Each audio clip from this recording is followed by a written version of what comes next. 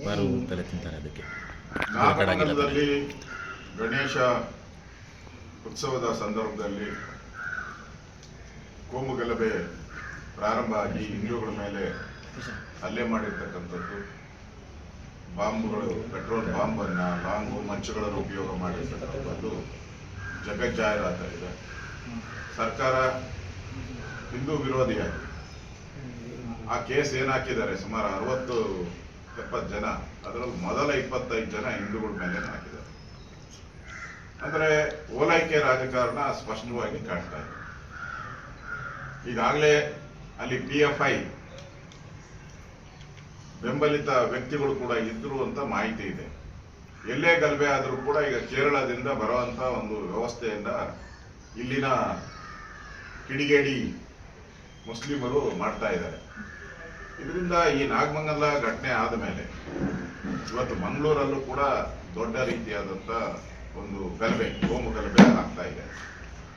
ಅದೇ ರೀತಿ ಚಿಕ್ಕಮಗಳೂರಲ್ಲಿ ಪ್ಯಾಲೆಸ್ಟೈನ್ ಧ್ವಜ ಹಿಡ್ಕೊಂಡು ಕಾರಲ್ಲಿ ರಾಜಾರೋಷವಾಗಿ ಹೋಗ್ತಾ ಇರುವಂಥದ್ದು, ಘೋಷಣೆ ಕೂಗ್ತಾ ಇರುವಂಥದ್ದು ನೋಡ್ತಾ ಇದ್ರೆ ಈ ಕಾಂಗ್ರೆಸ್ ಸರ್ಕಾರ ಬಂದ ಮೇಲೆ ಭಯೋತ್ಪಾದಕರಿಗೆ, PFI ಅವರಿಗೆ ಏನು ಭಯನೇ ಇಲ್ಲ. ಅವ್ರಿಗೆ ಅನ್ಸ್ಬಿಟ್ಟಿದೆ, ಇವರು ಕಾಂಗ್ರೆಸ್ ಅವರು ನಮ್ಮ ಬೆಂಬಲ ಇದ್ದಾರೆ, ನಾವೇನೇ ದೇಶ ವಿರೋಧಿ ಚಟುವಟಿಕೆ ಮಾಡಿದ್ರು ಕೂಡ ನಮ್ಮನ್ನ ಸಪೋರ್ಟ್ ಮಾಡ್ತಾರೆ. ಅವ್ರಿಗೆ ಅಧಿಕಾರ ಮುಖ್ಯ, ಕಾಂಗ್ರೆಸ್ ಅವರಿಗೆ ಈ ರಾಜ್ಯದಲ್ಲಿ ಅಧಿಕಾರ ಮುಖ್ಯ ಹೊರತೆ ಭಾರತದ ಸಾರ್ವಭೌಮತೆ ಬಗ್ಗೆ ಅವರಿಗೆ ಕಿಂಚತ್ತೂ ಕಾಳಜಿ ಇಲ್ಲ.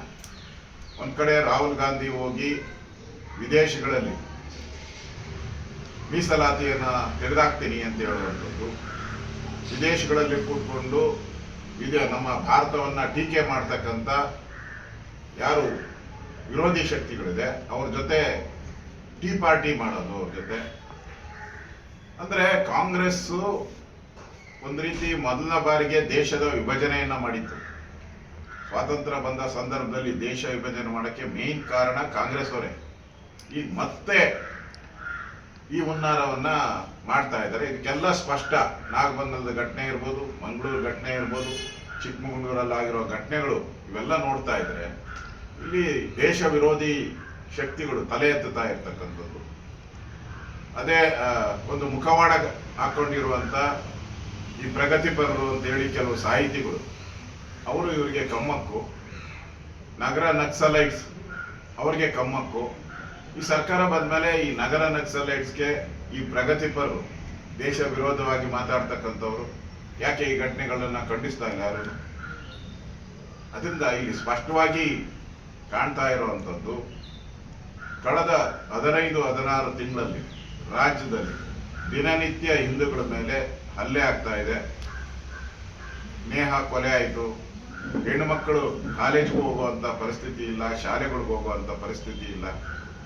ಎಲ್ಲ ಕಡೆ ರಾಜ್ಯದಲ್ಲಿ ಕಾನೂನು ಸುವ್ಯವಸ್ಥೆ ಕುಸಿದೋಗಿ ಈ ರಾಜ್ಯದಲ್ಲಿ ಮುಖ್ಯಮಂತ್ರಿ ಇದ್ದಾರ, ಗೃಹ ಸಚಿವರಿದ್ದಾರ, ಟಾರ್ಚ್ ಹಾಕೊಂಡು ಹುಡುಕ್ಬೇಕಿದ್ರು. ಅವ್ರದೇ ಆದಂತ ಗೊಂದಲಗಳಲ್ಲಿ ಅವರು ಸಿಕ್ಕಾಕೊಂಡ್ರು. ಅವರು ಈ ಕಡೆ ಗಮನನೇ ಕೊಡ್ತಾ ಇಲ್ಲ. ಭಯೋತ್ಪಾದಕರ ಅಟ್ಟಹಾಸ ಮೆರಿತಾ ಇದೆ. ಇನ್ನೊಂದ್ ಕಡೆ ಬಾಂಗ್ಲಾದೇಶದಿಂದ ನಿರಂತರವಾಗಿ ಬೆಂಗಳೂರಿಗೆ ಟ್ರಾನ್ಸ್ಫರ್ ಮಾಡುವಂತ ದಂಧೆ ನಿರಂತರವಾಗಿ ನಡೀತಾ ಇದೆ. ಇಲ್ಲಿರುವಂತ ಸ್ಥಳೀಯ ಆ PFI ಅವರು ಅವ್ರಿಗೆಲ್ಲ ಬಂದ ಮೇಲೆ ಅವ್ರಿಗೆ ರೇಷನ್ ಕಾರ್ಡ್ ಕೊಡ್ಸೋದು, ಆಧಾರ್ ಕಾರ್ಡ್ ಕೊಡ್ಸೋವಂಥದ್ದು, ಇದೆಲ್ಲ ಕೂಡ ನೋಡ್ತಾ ಇದ್ರೆ ನನ್ಗನ್ಸುತ್ತೆ ಕರ್ನಾಟಕದ ಜನ ಭಯಭೀತರಾಗುವಂತ ಪರಿಸ್ಥಿತಿ ನಿರ್ಮಾಣ ಆಗುವಂಥದ್ದಕ್ಕೆ ನೇರವಾಗಿ ಕಾಂಗ್ರೆಸ್ ಅವರು ಕಾರಣ ಆಗ್ತಾರೆ. ಇದು ನಿಜಕ್ಕೂ ಕಾಂಗ್ರೆಸ್ ಅವರು ಇಷ್ಟು ಅಧಿಕಾರಕ್ಕೋಸ್ಕರ ದೇಶಕ್ಕೆ ತೊಂದರೆ ಆದ ಪರವಾಗಿಲ್ಲ, ನಮ್ಮ ಅಧಿಕಾರ ಉಳಿಸ್ಕೋಬೇಕು, ಕುರ್ಚಿ ಉಳಿಸ್ಕೋಬೇಕು ಹೊರಟಿರೋದು ಬಹಳ ನಾಚಿಕೆಗೇಡಿನ ಸಂಗತಿ ಅಂತ ನನಗೆ ಅನಿಸ್ತಾ ಇದೆ. ಸರ್, ಮಂಗಳೂರು ಘಟನೆ ಸರ್, ಇವತ್ತು ಬಹಳ ದೊಡ್ಡ ಗಲಭೆ ಕೂಡ ಆಗ್ತಾ ಇತ್ತು. ಅದನ್ನು ಪೊಲೀಸರು ಎರಡೂ ಕಡೆ ನಾಯಕರನ್ನ ಬಂಧನ ಮಾಡುವಂತ ಕೆಲಸವನ್ನು ಮಾಡಿದ್ದಾರೆ. ಅಂದ್ರೆ ಪ್ರವೋಕ್ ಈ ಕಡೆಯಿಂದನೂ ಆಗಿದೆ, ಎರಡೂ ಕಡೆಯಿಂದನೂ ಪ್ರವೋಕ್ ಆಗ್ತಾ ಇದೆ. ಇದಕ್ಕೆ ಕಾರಣ ಯಾರು? ಸರ್ಕಾರ.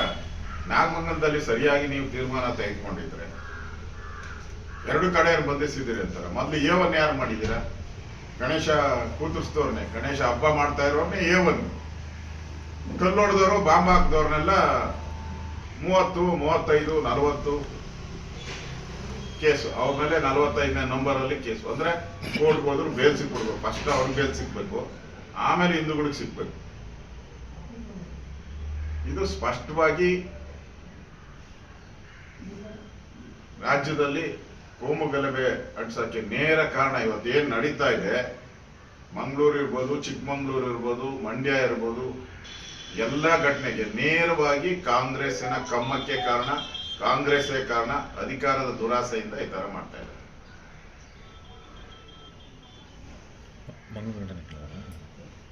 ನಾನು ಈ ಎಲ್ಲ ಘಟನೆಗಳನ್ನು, ಪ್ಯಾಲೆಸ್ಟೈನ್ ಧ್ವಜ ಹಾರಿಸಿರುವಂಥದ್ದು ಚಿಕ್ಕಮಂಗ್ಳೂರಲ್ಲಿ, ಮತ್ತೆ ನಾಗಮಂಗಲ ಘಟನೆ ಇರ್ಬೋದು, ಮಂಗಳೂರು ಘಟನೆ ಇರ್ಬೋದು, ಇದೆಲ್ಲವನ್ನ NIಗೆ ಒಪ್ಪಿಸಿ, ಇಲ್ಲಿ ಯಾರು ಕೇರಳದಿಂದ ಯಾರು ಬಂದಿದ್ರು, ಅಲ್ಲಿಂದ ಏನೇನು ಬಾಂಬ್ ತಯಾರು ಮಾಡೋಕ್ಕೆ ಕಚ್ಚಾ ವಸ್ತುಗಳನ್ನ ತಂದಿದ್ರು, ಯಾವ ಕಾರಲ್ಲಿ ಬಂದಿದ್ರು, ಎಲ್ಲಿ ಅವ್ರು ಯಾರ ಮನೆ, ಯಾವ ಮಸೀದಿ ಅವ್ರಿಗೆ ಜಾಗ ಕೊಟ್ಟಿತ್ತು, ಅವ್ರು ಎಲ್ಲಿ ಈ ಪೆಟ್ರೋಲ್ ಬಾಂಬ್ಗಳನ್ನೆಲ್ಲ ತಯಾರು ಮಾಡಿದ್ರು, ಮೊದಲೇ ಅಲ್ಲಿಂದಾನೇ ತಯಾರು ಮಾಡಿ ತಂದಿದ್ರ ಅಥವಾ ಇಲ್ಲಿರೋ ಮಸೀದಿಗಳಲ್ಲಿ ಇದನ್ನ ತಯಾರು ಮಾಡಿದ್ರ ಅಥವಾ ಯಾರ್ದಾದ್ರು ಮನೆಯಲ್ಲಿ ಮಾಡಿದ್ರ, ಇದೆಲ್ಲನೂ ಕೂಡ ದೇಶದ ರಕ್ಷಣೆ ದೃಷ್ಟಿಯಿಂದ, ದೇಶದ ಭದ್ರತೆ ದೃಷ್ಟಿಯಿಂದ ಇದು NIAಗೆ ಒಪ್ಪಿಸ್ಬೇಕು ಅಂತೇಳಿ ನಾನು ಆಗ್ರಹವನ್ನ ಮಾಡ್ತಾ ಇದ್ದೀನಿ.